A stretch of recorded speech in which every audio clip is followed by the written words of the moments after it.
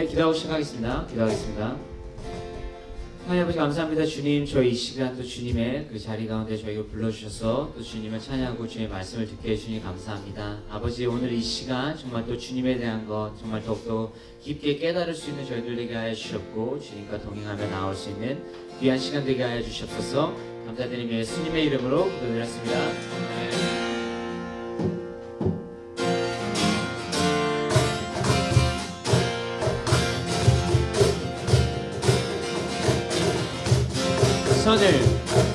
선을 행하며 선을 심지 말라. 끝까지 참고 포기하지 말라. 마음 굳게 하고 용기 잃지 말라. 마침내 거두리라. 선을 행하며 선을 심지 말라. 끝까지 참고 포기하지 말라. 마음 굳게 하고 용기 잃지 말라. 마침내 거두리라. 주님 나라 바라보며 세상 유혹을 이기리라. 주님 나라 기다리며 모든 절망 벗어 던지리라. 주님 나라 꿈을 꾸며 나의 길 끝까지 충성하리. 나의 소망을 오직 저 하늘에. 처음부터 선을 행하면 선을 심지 말라. 끝까지 참고 포기하지 말라. 마음 굳게 하고 용기 잃지 말라. 마침내 거두리라.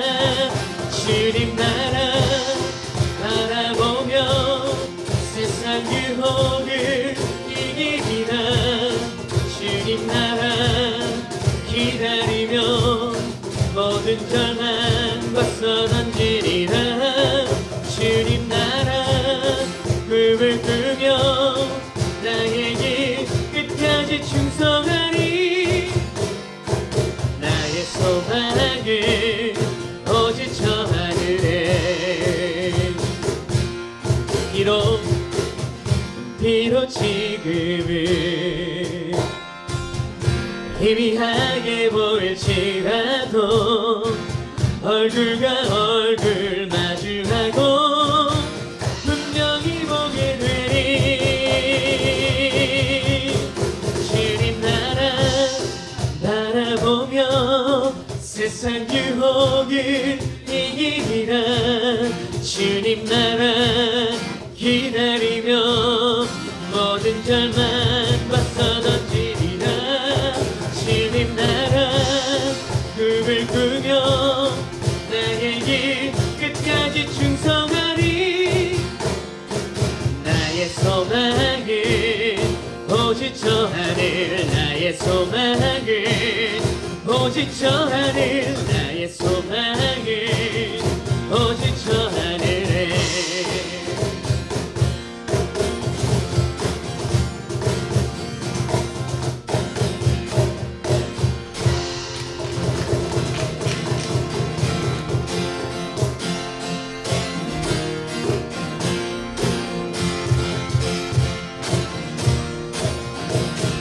이들의 아무 증거 아니 되어도 믿음만을 가지고서 늘 걸으며 이 귀에 아무 소리 아니 들려도 하나님의 약속 위에 소리 걸어가세. 걸어가세. 믿음 위에 서서 나가세. 나가세. 의심 버리고 걸어가세. 믿음 위에 서서 눈과 귀에 아무 증거 없어도 이 눈이 보기에는 어떠하든지 이미 얻은 증거대로 늘 믿으며 이 맘에 의심 없이 살아갈 때에 우리 소원 주 안에서 이루리. 걸어가세. 믿음 위에 서서 나가세. 나가세.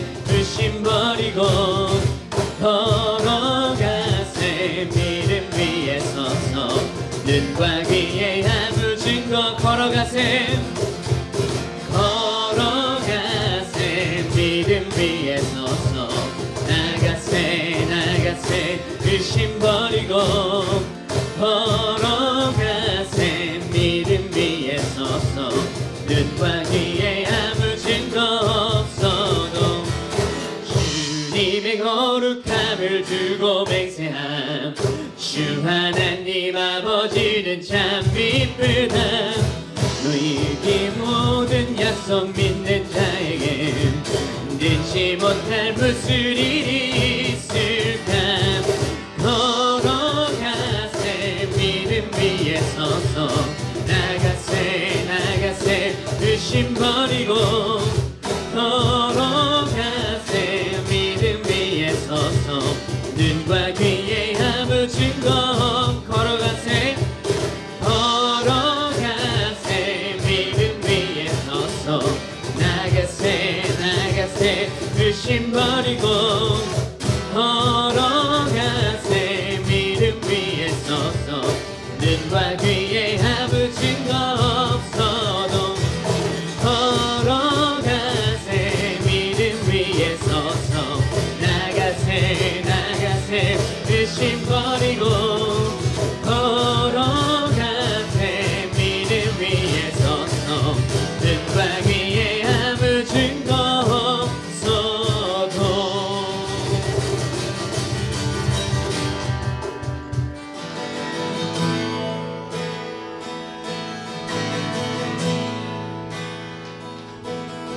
전능하신 나의 주 하나님을 잊지 못하실 일 전혀 없네. 우리의 모든 간구도 우리의 모든 생각도 우리의 모든 꿈과 모든 소망도 신실하신 나의 주 하나님을 우리의 모든 괴로움 바꿀 수 있네. 불가능한 일 행하시고 죽은 자를 일으키시니 그를 이길 자 아무도 없네. 주의 말씀을 의지하여 깊은 곳에 금을 던져 오늘 그가 놀라운 일을 이루시는 것 보라. 주의 말씀을 의지하여 믿음으로 금을 던져 믿는 자에게 늦지 못함 없네.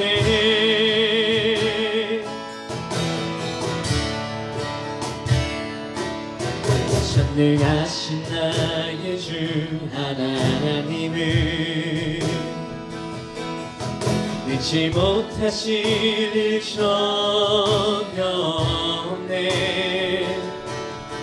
우리의 모든 간구도 우리의 모든 생각도 우리의 모든 꿈과 모든 소망도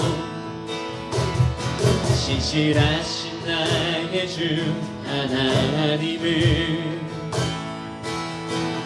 우리의 모든 괴로움 바꿀 수 있네.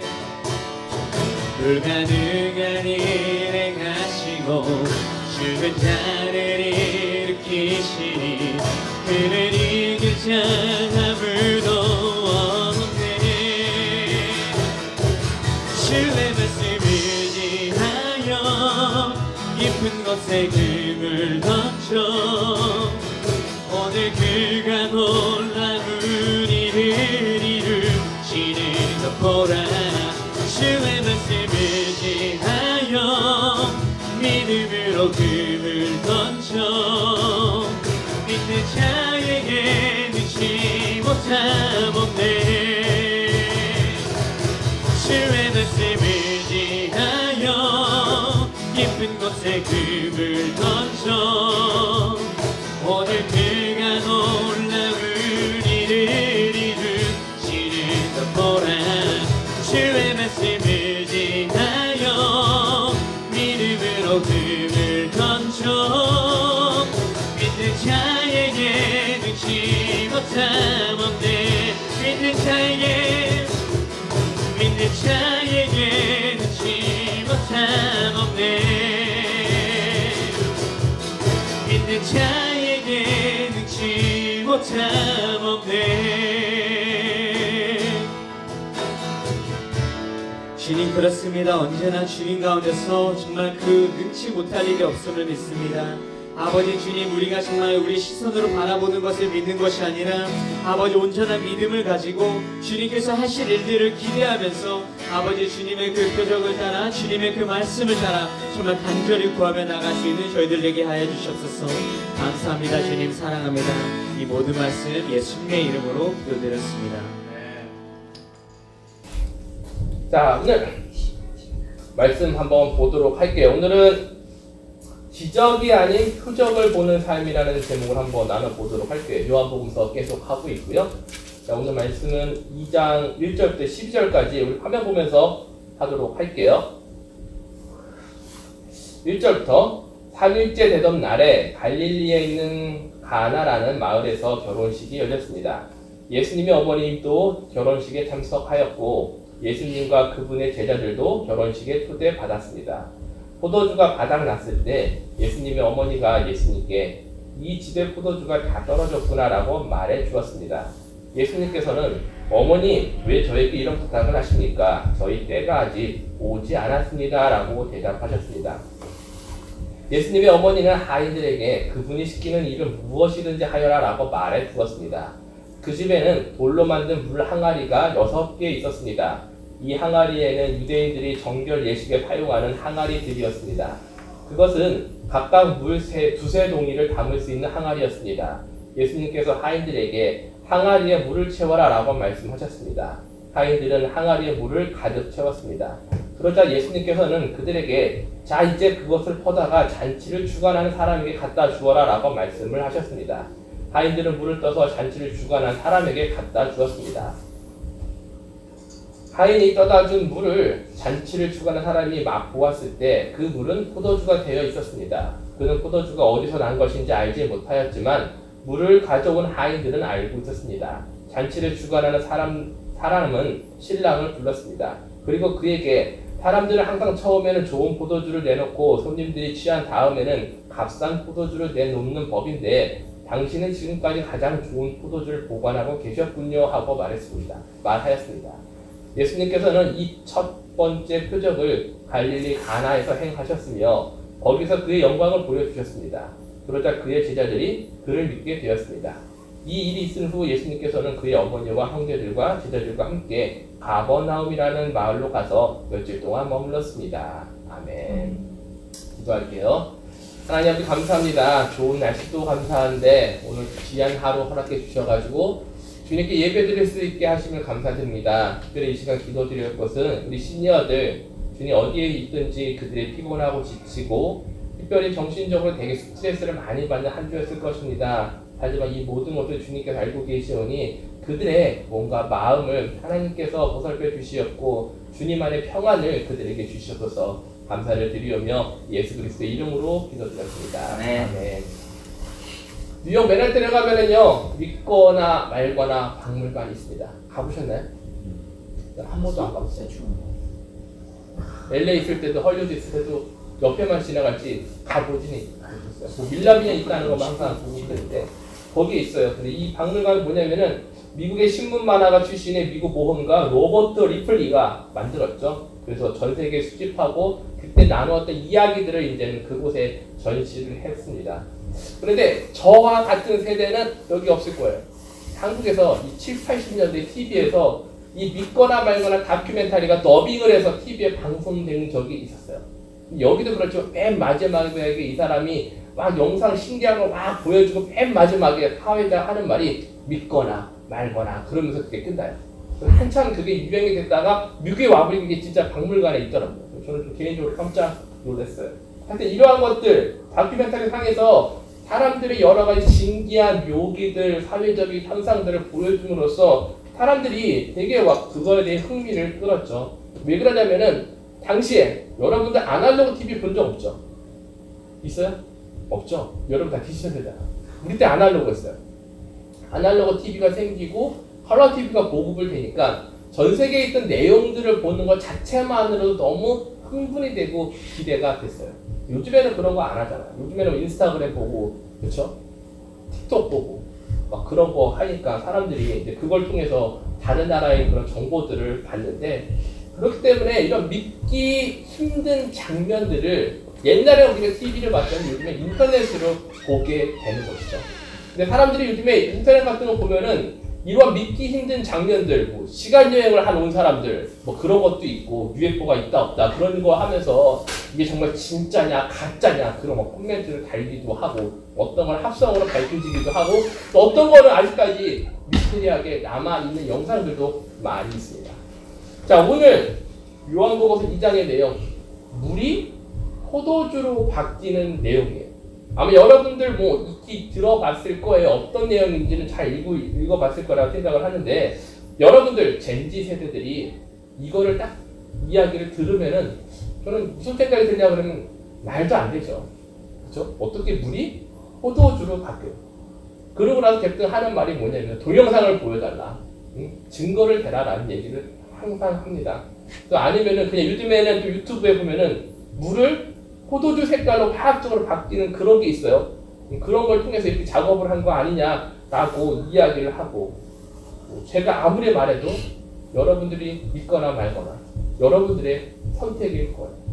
근데 오늘 우리가 읽었던 이 요한복음서를 제가 처음에 시작을 하면서 몇 가지 중요한 점을 이야기를 했죠. 그 서론 부분에 대해서 예수님은 하나님이시다, 예수님 안에 생명이 있다, 그리고 마지막으로 사람이 되신 예수님을 저희가 이야기를 했어요. 이 세 가지를 항상 머릿속에 기억을 하고, 여러분들이 오늘부터 배우는 내용을 항상 그 안에서 접목을 하려고 노력을 해야 한다는 것이죠. 그래야지만 모든 것이 이해가 됩니다. 그렇다고 여러분들이 어떻게 물이 포도주가 돼요? 이거 어떻게 믿을 수 있어요? 라고 하면 내가 지금 당장 무조건 믿어야 돼 라고 강요하는 건 아니에요. 하지만은 그 생각을 갖고 있고, 나중에 여러분들이 요한복음서를 끝낼 때 그것이 여러분 가운데 믿음이라는 씨앗으로 자라나기를 바란다는 것이죠. 사도 요한이 그렇기 때문에 서론에다가 그 이야기를 넣는 거예요. 그리고 나서 그 이야기를 하나씩 이제는 퍼즐을 맞추듯이 내가 왜 너희들한테 이런 얘기를 했는지 알지? 라고 하면서 하나씩 힌트를 이 요한복음서에다가 집어넣었어요. 그래서 이제 전체적으로 예수님은 누구다 라는 그 자신이 서론한 얘기한 그거에 대한 답을 여러분들이 찾아가기를 만든 거죠. 그리고 그 많은 힌트 중에 첫 번째 힌트가 바로 오늘 우리가 읽은 물을 포도주로 바뀐다는 그 힌트예요. 자, 그럼 제가 여기서 여러분들 질문을 할게요. 물이요 포도주로 바뀌었어요. 그럼 이것은 여러분이 생각하기에 기적과 같은 일일까요? 아니면 이건 표적일까요? 라고 제가 질문을 드리고 싶어요. 자, 그러면 기적과 표적의 뜻을 좀 구분해서 설명을 해보더라고요. 기적은요 뭐냐면 상식적으로 생각할 수 없는 기이한 일이 발생하는 것을 기적이라고 말합니다. 갑자기 앉아있던 사람이 일어났어요. 와, 기적이 일어났다. 내가 로또가 맞아도 기적일까요? 네, 기적이겠죠. 기적이에요. 나 같은 사람은 절대 안 기적입니다. 제가 로또를 사서 가장 잘 맞은 적은 번호 2개 맞은 거야, 평생. 같은 거다 사가지고. 진짜 운이 없어요. 진짜 한 번은 10,000원짜리 사가지고 내가 그 만 원짜리에 번호가 한 30개 들어있잖아요. 맞는 번호가 한 개도 없어. 내가 오죽했으면 내가 한 거를 뺀 번호를 한 맞겠다는 생각을 해봤어요. 그 정도로 운이 없습니다. 제가 로또를 맞으면 기적입니다. 자, 그럼 표적. 표적엔 여러 가지 뜻이 있어요. 흔히 말하는 우리가 목표물을 맞추는 표적 그 말도 있지만, 오늘 이야기한 표적은 뭐냐면은 겉으로 무엇을 드러내다, 내가 뭔가 표현을 하다, 그런 뜻의 표적입니다. 자, 그럼 물을 포도주로 만들었다. 이것은 기적일까? 아니면 무엇을 보여주기 위한 표적일까? 생각을 해보시기 바랍니다. 성경에서는 과연 뭐라고 되어 있을까요? 11절을 잘 보면은 예수님께서는 이 첫 번째 표적이라고 그랬죠. 표적을 갈릴리 가나에서 행하셨습니다 라고 되어 있어요. 그리고 나서 그의 제자들이 그를 믿게 되었습니다 라고 이야기가 되어있습니다. 따라서 이것은 기적이 아니라 표적이라고 이야기하고 있어요. 자, 그럼 생각을 해봅시다. 왜 이것을 분명히 물이 포도주가 됐기 때문에 기적인데 성경은 표적으로 말하고 있을까? 무엇을 보여주고자 했을까? 그게 오늘 우리가 알아야 될 핵심이라는 것이죠. 일반적으로 성경에 대한 지식이 없는 사람들이 당연히 이 이야기를 읽으면은요, 기적이라는 생각을 해요. 그러면서 말도 안 됩니다 라고 이야기를 하는 게 대부분의 사람일 것입니다. 그 사람들한테 지금 이 글을 적은 사도 요한이 어떻게 돼요? 지금 도전을 하고 있는 것이죠. 그래서 표적이라고 표현을 하고 있는 것입니다. 예수님이 그러면 과연 무엇을 우리에게 보여주고 있다는 것이죠. 바로 그것이 바로 마법이 아니라 그분 스스로가 뭐다라고 이 오늘 이야기를 통해서 우리에게 알려주는 거예요. 그것이 무엇일까? 뭐다? 그것이 과연 무엇일까? 우리가 여러분들이 한번 생각을 하면서 찾아봐야 할 답이죠. 그리고 나서 그 표적을 보고 나서 과연 제자들이 뭘 받기에 그분을 믿었다라고 이야기를 할까요? 자, 그럼 여기서 제자들이 과연 누구일까요? 예수님께서요, 지난주에 제가 서론 얘기하면서 세례 요한 얘기를 잠깐 했어요. 근데 그 세례 요한이 예수님을 보면서 세상 죄를 지고 가시는 하나님의 어린 양이시다라고 이야기를 해요. 그리고 그 다음날 지나가는 예수님을 딱 만나요. 그러고 나서 제자들한테, 자기 제자, 세례 요한 제자들한테 보아라! 하나님의 어린 양이시다라고 말하니까 세례 요한의 제자들 참 웃겨요. 바로 세례 요한 버리고 예수님 따라가요. 그때 이제 따라간 사람이 이제 안드레가 있었고, 안드레가 그의 형 시몬을 불렀고, 또 갈릴리로 가다가 빌립을 만났고, 빌립이 나다니엘이라는 사람 또 부르고, 이렇게 제자들이 한 명씩 보여요. 나다니엘이라는 사람은 예수님이 참 이렇게 얘기를 하죠. 그 제자를 보고서 여기에 참 이스라엘 사람이 있다. 이 사람에게는 거짓된 것이 하나도 없다라고 말을 해요. 나다니엘이 내가 당신을 처음 봤는데 당신이 나에 대해서 뭘 알아? 라는 그런 생각을 하죠. 그래서 이렇게 물어요. 예수님, 당신이 나를 어떻게 합니까? 라고 반항적으로 얘기를 해요. 그때 우리가 아주 잘 알고 있던 대화, 예수님이 그에게 뭐라고 얘기하시냐면, 빌립이 너를 부르기 전에 내가 무화과 나무 아래에 있는 너를 보았다라는 그 유명한 대사를 하세요. 그러고 나서 이제는 어떻게 돼요? 이제 나다니엘이 제자가 되고, 이렇게 제자들이 이렇게 뭉치기 시작을 해요. 그래서 어떤 사람들은요, 예수님이 제자들을 한 명씩 데리고서 막 뭉치고 다니잖아요. 그러니까는 동네 똘마니라고 이렇게 그룹이라고 표현을 하시는 분도 있어요. 아마 그런 느낌이었을 거다라고 이야기를 해요. 그렇게 이제는 예수님과 함께 다녔던 제자들이 오늘 이제는 그 물이 포도주로 바뀌는 표적 가운데 있다는 것이죠. 그들이 예수님을 믿게 되었다는 거예요. 자, 이 표적에 대한 것은 오늘 우리가 본 게 첫 번째 표적이라고 했잖아요. 요한복음에는 몇 개의 표적이 있을까요? 자, 5개 손들어요. 6개, 7개, 8개, 9개, 아니 7개. 표적이라고 표현한 게 7개 있어요. 7개 기억해요. 네, 7개, 몇 개 있다? 7개 있어요. 그게 첫 번째 표적이에요. 자, 우리가 이 7개의 표적을 가지면서 이제 하나씩 예수님이 누구인가, 그리고 그걸 통해서 내 마음에 있는 예수님에 대한 의심, 아까 사도 요한이 처음에 서론에 말했던 그거에 대한 의심을 하나씩 우리가 변화시켜 가는 거죠. 그런데요, 우리가 중요한 것이 하나가 있어요. 표적이라는 것은 보는 거예요. 보이는 거잖아. 그렇기 때문에 내가 그 표적을 보기 위해서는요, 그 옆에 있어야 돼요. 예수님이요, 표적을 행하시기 전에 제자들을 불렀잖아요. 그 부르심에 응답하고 그 옆에 있었기 때문에 그 표적을 볼 수 있는 기회가 있었다는 것이죠. 따라서 우리가 지금 표적에 대한 이야기를 하기 전에 저와 여러분들의 마음이 먼저 그 응답의 부르심에 응답해서 그곳에 있어야 된다는 거예요. 다시 말씀으로 돌아가가지고 1절 2절에 보면요, 3일째 되던 날에 갈릴리에 있는 가나라는 마을에서 결혼식이 열렸습니다 라고 되어 있고, 예수님의 어머니도 결혼식에 참여를 했고 예수님과 예수님의 똘마니들, 제자들도 그곳에 참석을 하게 됩니다. 자, 지도에서 보는 것처럼 예수님 지금 갈릴리 지방에 있는 가나안이라는 동네에서 잔치를 하고 있는 것이죠. 약간 북쪽 마을에 북쪽에 있어요. 그곳에 지금 초대를 받고 있는 겁니다. 자, 여기서 그러면 결혼식. 자, 그럼 유대인들의 결혼식은 어떻게 진행을 될까라는 것을 우리가 생각을 해볼 필요가 있어요. 자, 유대인들은요, 부모님들끼리 어렸을 때, 우리 형정 선생님이나 아연 선생님이 있듯이 결혼을 했으니까 제가 예를 들을게요. 얼굴도 보지 못했는데 양쪽 부모님들이요, 그냥 결혼을 합니다. 결혼식을 올려요. 우리도 결혼합시다. 사돈을 맞읍시다. 그렇게 합니다. 그러고 나서 세월이 지나잖아요. 나이가 차가지고 결혼할 나이가 되면은 다시 이제는 그 결혼을 확인하고자 정원이라는 과정을 거치죠. 그 남자가 여자가 어떻게 다시 만나가지고 내가 당신과 결혼을 하고 싶소라고 하면서 포도주를 건네고 그렇게 합시다. 그리고 그때 이제는 생기는 말이 프로포즈를 하게 되죠. 우리가 흔히 말하는 약혼을 하게 됩니다. 그리고 나서 약혼식이 진행된 다음에 어떻게 돼요? 또 결혼식 날짜를 잡는데 우리가 이 약혼이라는 거, 마리아와 예수님의 아버지 요셉이 그 정혼한 사이, 약혼한 사이였잖아요. 그때 결혼한 사이가 아니라고 그랬죠.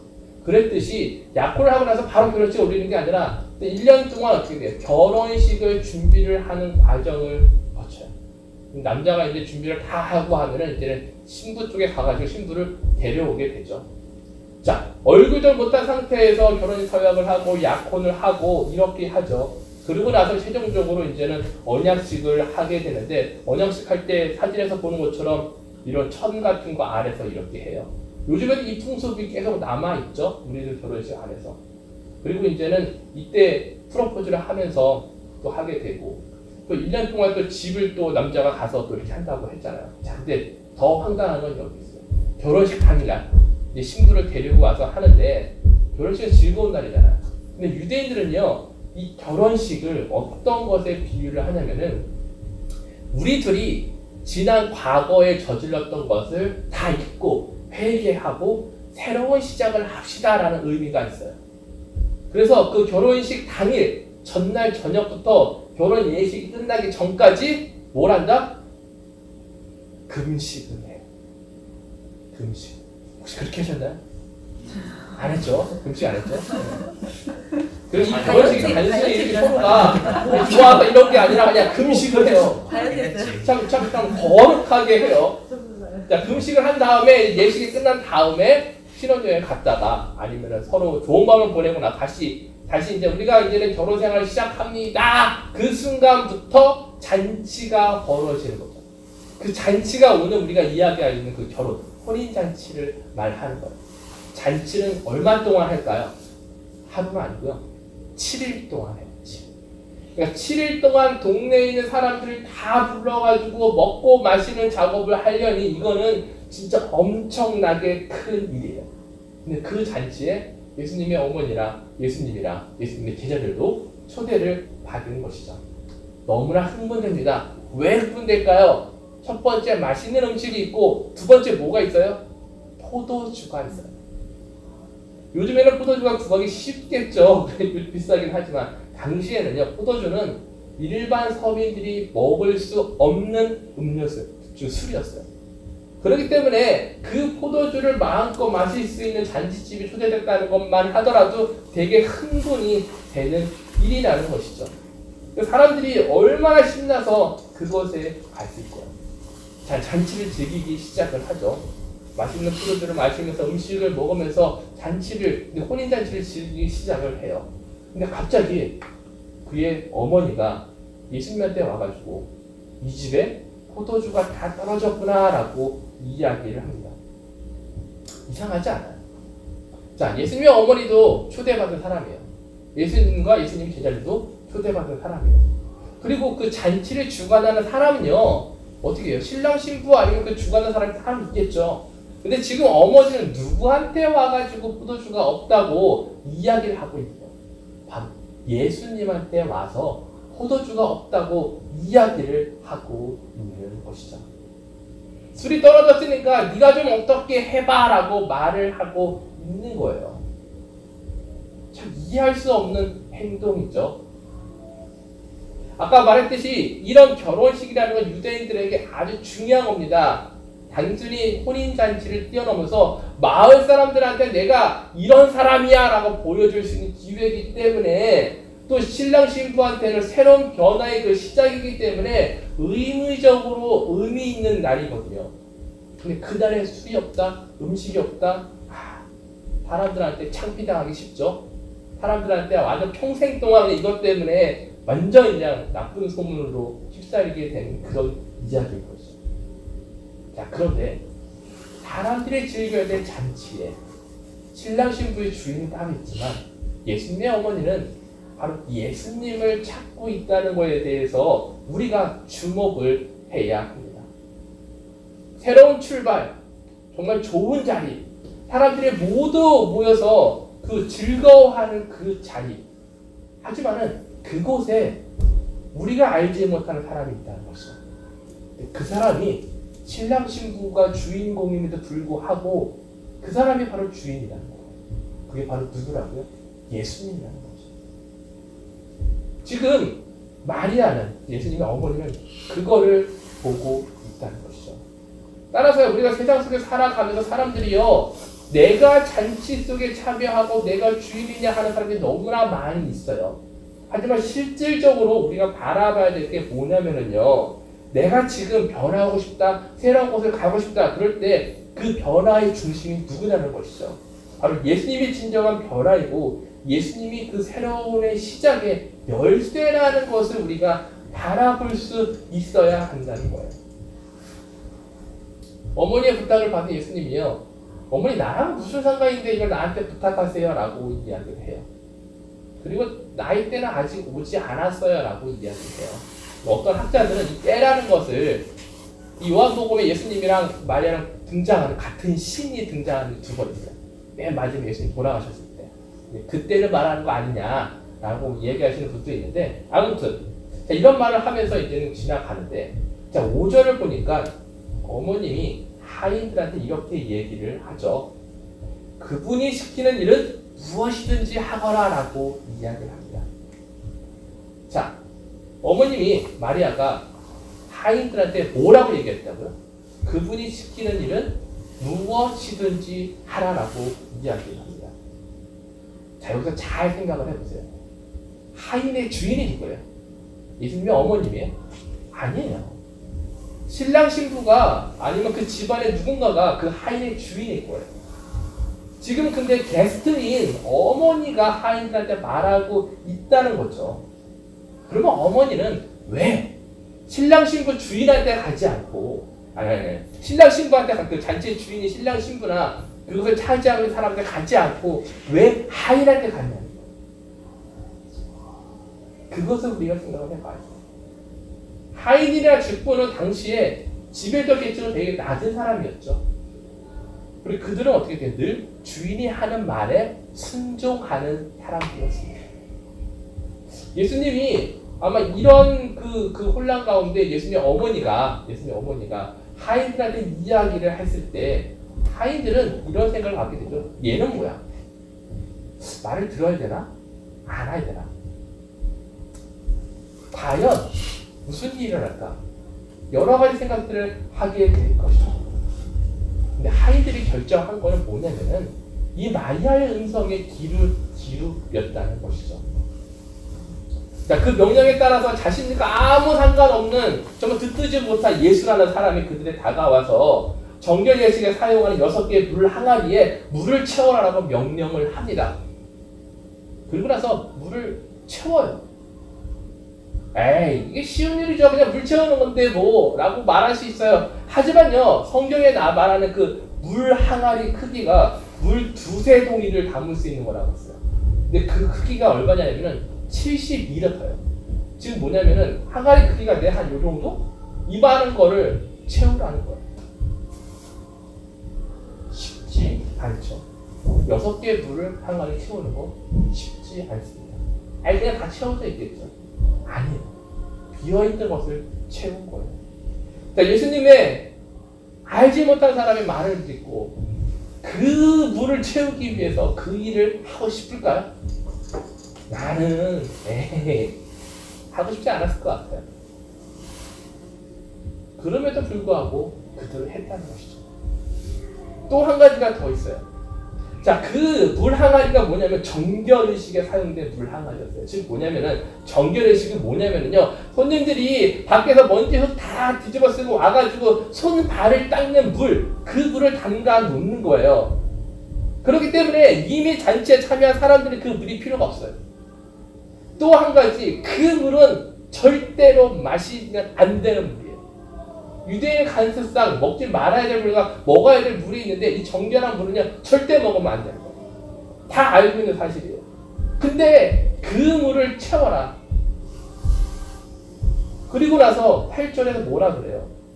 자, 이제 그것을 퍼다가 잔치를 주관하는 사람에 갖다 줘라 라고 이야기해요. 아이들이 그 말을 따라서 갑니다.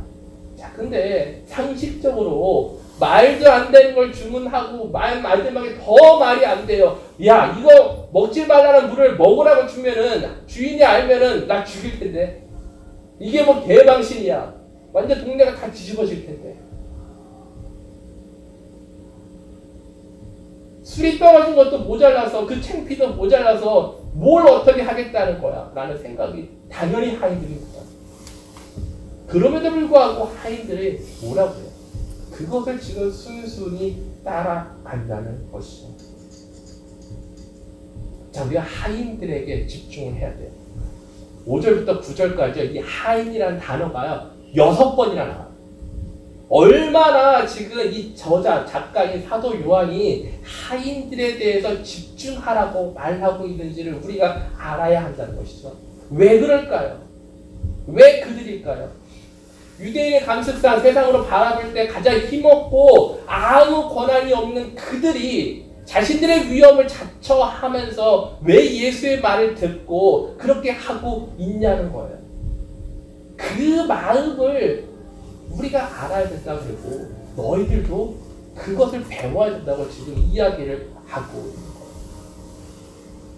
그렇기 때문에 우리도 어떻게 돼요? 예수님, 하나님 말씀이 우리한테 이야기를 하잖아요.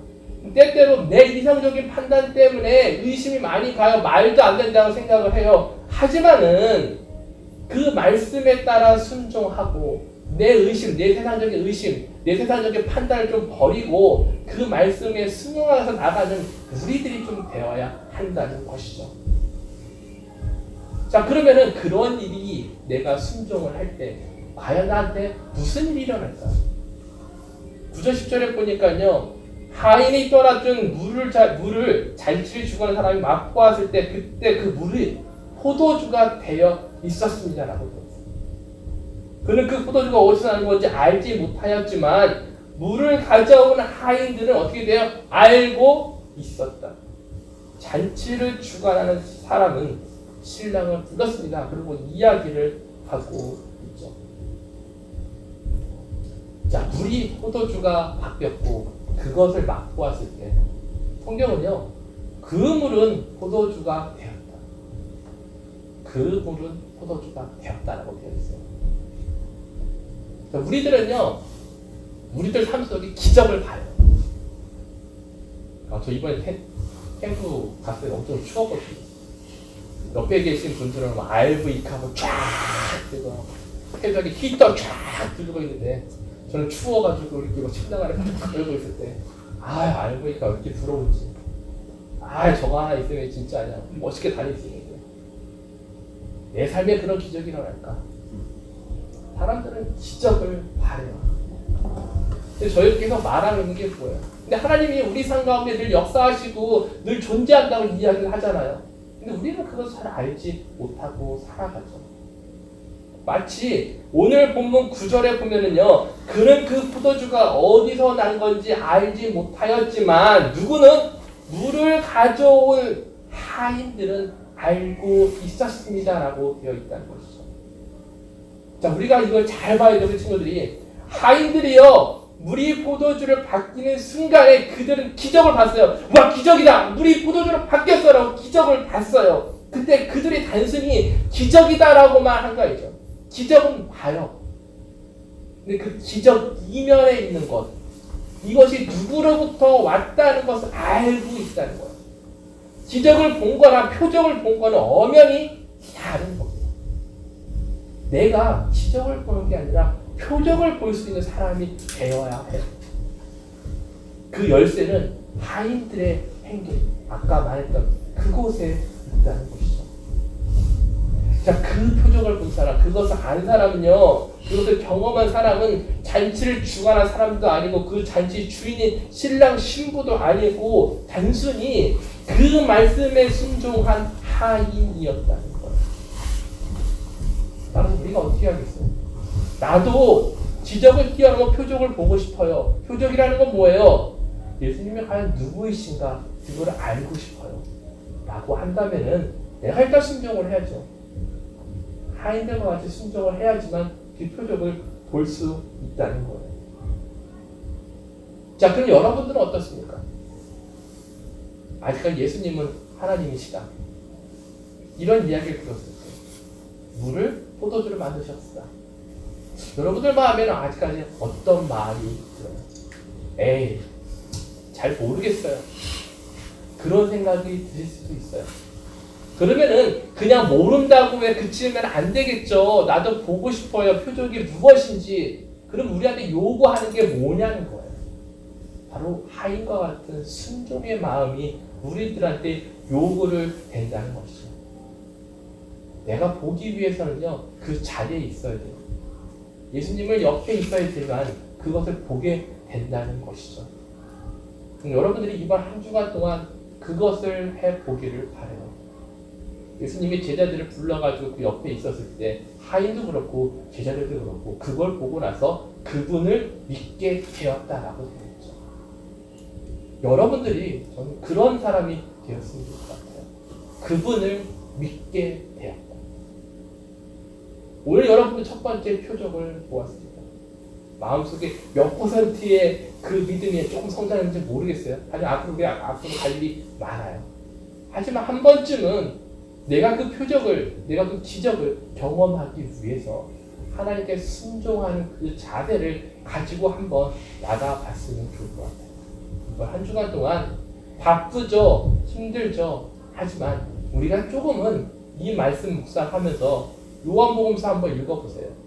1장, 그 다음에 2장, 다음 주에 할 3장, 4장 이렇게 한번 읽어보시면서 한번 내 마음속에 있는 세상적인 관점, 편견 그것을 좀 부서뜨리고 세상 사람들이 바보라고 멍청이라고 말하지만은 그거 이겨내고 하나님의 표적을 볼 수 있다면 그것보다 더 큰 선물은 없을 거라고 생각합니다. 이번 주 한번 그런 도전을 해보시는 여러분들이 되시길 예수님의 이름으로 축복하며 기도합니다. 기도하겠습니다.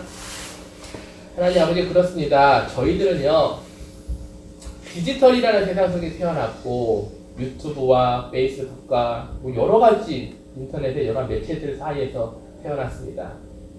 눈으로 보이거나 동영상을 통해서 봐도 이게 정말 진짜인지 가짜인지 그런 의심이 가는 세대입니다.